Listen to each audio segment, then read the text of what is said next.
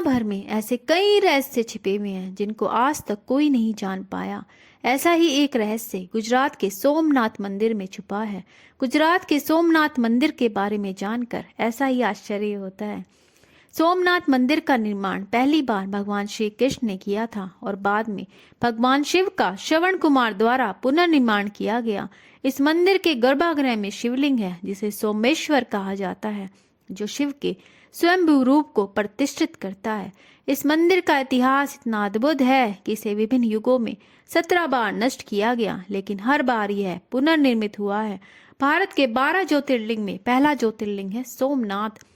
सौराष्ट्रे सोमनाथम च श्रीशैले मल्लिका अर्जुनम उज्जैनाम महाकाल ओमकारम मलेश्वरम प्रलयाम वैद्यनाथम च डाकिन्नाम भीमशंकरम सेतु बंदे तु रामेश्वरम नागेश्वरम दारुकावने वाराणस्यम तु विश्वेशम त्र्यंबकम गोमती तटे हिमालय तु केदारम घूष्मेश्वरम च शिवालये एतानि ज्योतिर्लिंगानि सायं प्रातः पठनीये नरसप्त जन्म करत पापम स्मरणे विनश्यति। सोमनाथ मंदिर इतना सुंदर है कि ऐसा लगता है मानो साक्षात भगवान शिव के दर्शन हो रहे हों। यह इतना समृद्ध था और इतना वैभवशाली था कि उत्तर पश्चिम से आने वाले आक्रमणकारी की नजर सोमनाथ मंदिर पर जाती और अनेकों बार आक्रमणकारियों द्वारा सोमनाथ मंदिर को लूटा गया। आक्रमणकारी सोना, चांदी, हार, मणित, रत्न सब लूट कर ले गए। इतना सब लूटने के बाद भी सोमनाथ मंदिर अपने गौरवशाली वैभव के साथ खड़ा है। मंदिर के ही दक्षिण में समुद्र के किनारे बाण स्तंभ है जो बेहद प्राचीन है। मंदिर के साथ साथ इसका जीर्णोद्वार भी किया गया। लगभग 6ठी शताब्दी में बाण स्तंभ का उल्लेख इतिहास में मिलता है। इसका मतलब यह है कि उस समय भी यह स्तंभ वहां मौजूद था, तभी तो किताबों में इसका जिक्र मिलता है। लेकिन ये कोई नहीं जानता इसका निर्माण कब हुआ, क्यों कराया गया था और किसने कराया था। जानकार बताते हैं कि बाण स्तंभ एक दिशा दर्शक स्तंभ है जिसके ऊपरी सिरे पर तीर बाण बनाया गया है जिसका मुंह समुद्र की ओर है। इस बाण स्तंभ पर लिखा है आ समुद्रदात दक्षिण ध्रुव प्रियत आबादित ज्योतिर्मार्ग।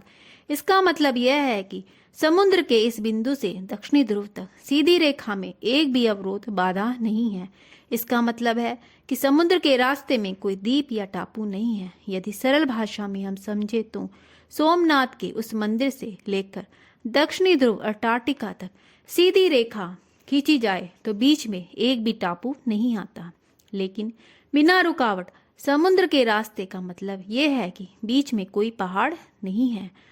अब अगर हम ये सोचें कि उस समय न तो कोई हवाई जहाज था न ड्रोन, तब किस तरह पता लगाया गया होगा कि समुद्री रास्ते में अंटार्कटिका तक कोई टापू नहीं है। यह एक रहस्य है। स्तंभ की सीध में कोई टापू या द्वीप नहीं है, यह कह देना एक बड़ी बात है। हाँ, सैटेलाइट से जाना जा सकता है, तब तो किसी ने सैटेलाइट के बारे में सोचा भी नहीं होगा।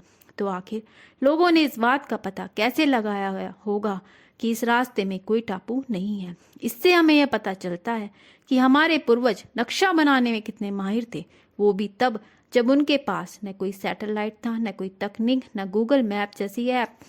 आज के समय में तो विमान, ड्रोन या सैटेलाइट के जरिए पता किया जा सकता है। अब दक्षिणी ध्रुव से भारत के पश्चिमी तट पर बिना किसी बाधा के जिस जगह पर सीधी रेखा मिलती है वहां ज्योतिर्लिंग स्थापित है, जिसे भारत के 12 ज्योतिर्लिंगों में पहला माना जाता है। इस प्रकार ऐसे अनेक रहस्य सोमनाथ मंदिर में छिपे हैं जिसको हम छोटे से वीडियो में कवर नहीं कर सकते। ऐसे और वीडियो देखने के लिए हमारे चैनल को लाइक और सब्सक्राइब करें।